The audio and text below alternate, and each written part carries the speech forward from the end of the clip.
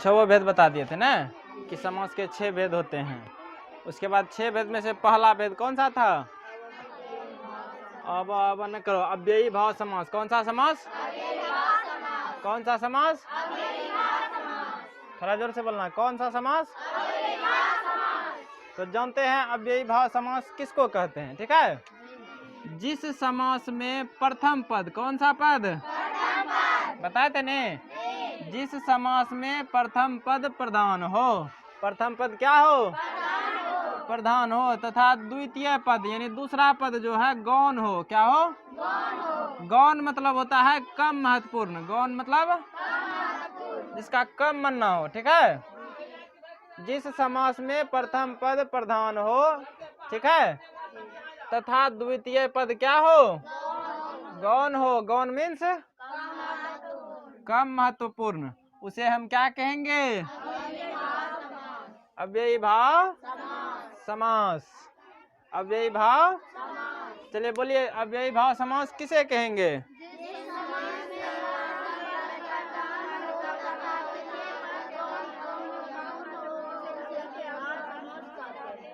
जिस समास में, बोलो, प्रथम पद प्रधान हो तथा द्वितीय पद गौण हो, उसे अव्ययी भाव समास कहते हैं। जिस समास में प्रथम पद प्रधान हो तथा द्वितीय पद गौण हो, उसे हम क्या कहेंगे? समास। लाज नहीं लगता है? उसे क्या कहेंगे? अव्ययी भाव समास ना। जिस समास में प्रथम पद प्रधान हो तथा द्वितीय पद गौण हो, उसे क्या कहेंगे? अव्ययी भाव समास। जैसे देखो, लाजवाब क्या है? लाजवाब में पहला पद ला है और दूसरा पद क्या है? जवाब। देखो, जवाब तो शब्द नहीं है, शब्द है। ला क्या है? उपसर्ग है। नहीं बताए थे? पहचानने का नियम भी बताए थे, उपसर्ग होना चाहिए। उपसर्ग है कि नहीं है? है नहीं उपसर्ग? अब यही भाव समास वाला जो खटाल अभी तुरंत दिखाए थे, उसमें दिखाए थे ना यहाँ कि उपसर्ग होना चाहिए, पुनरुक्ति होना चाहिए, यही नहीं दिखाए थे? तो लाजवाब में जवाब तो मूल शब्द है, बताए थे ना? जिसको हम पहले कभी सुने हैं, देखे हैं, बोले हैं, वही हमारा क्या होता है? मूल शब्द ना। मूल शब्द से जब हम शब्दांश को छांट देते हैं तो वही हमारा उपसर्ग हो जाता है। तो लाजवाब में ला जो है शब्दांश नहीं है, शब्द का छोटा टुकड़ा है। इसका कोई अर्थ है अपना? नहीं है, लेकिन ये दूसरे शब्द में लग करके उसका तीसरा अर्थ निकाल देगा। लाजवाब का अर्थ हो गया जिसका कोई जवाब ना हो ना। तो लाजवाब में ला उपसर्ग है कि नहीं है? अब पहला पद उपसर्ग रहेगा तो कौन सा समास? यही ट्रिक में बताया था अभी तुरंत कि पहला पद अगर उपसर्ग दिखाई दिया तो कौन सा समास? अव्ययी भाव समास। कोई दिक्कत है? उसी तरह देखो, प्रत्यक्ष क्या है? प्रत्यक्ष। इसका हम विग्रह करेंगे तो प्रति प्लस अक्ष, ठीक है नी? अक्ष कभी सुने हो नी? अक्ष मतलब होता है आंख। अक्ष मतलब आंख।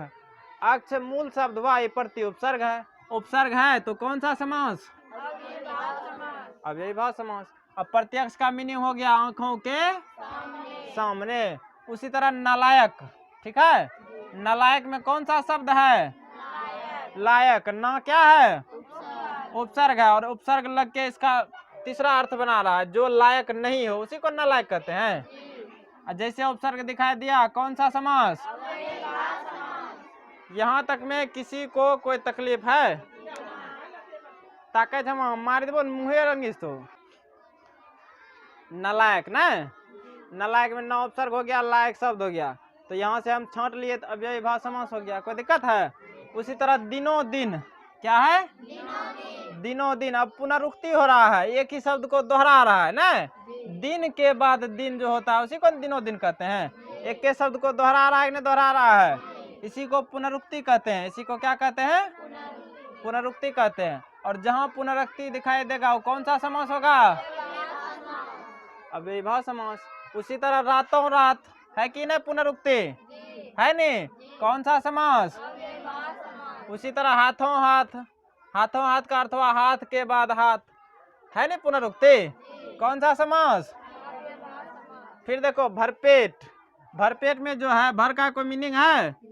पेट सुने हो ने, तो भरपेट का अर्थ हो गया पेट भरकर।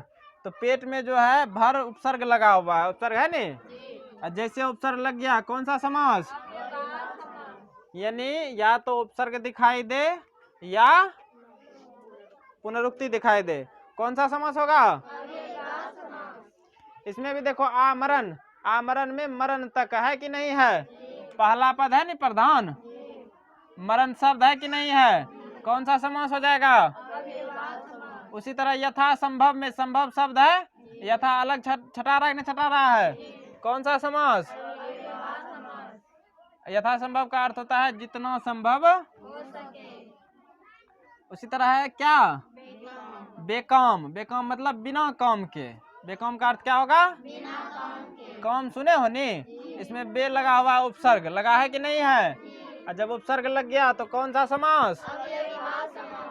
फिर है बीचों बीच, क्या है? बीचों बीच मतलब ठीक बीच में, तो बीचों बीच पुनरुक्ति है कि नहीं है, और पुनरुक्ति होगा तो कौन सा समास? कोई दिक्कत है?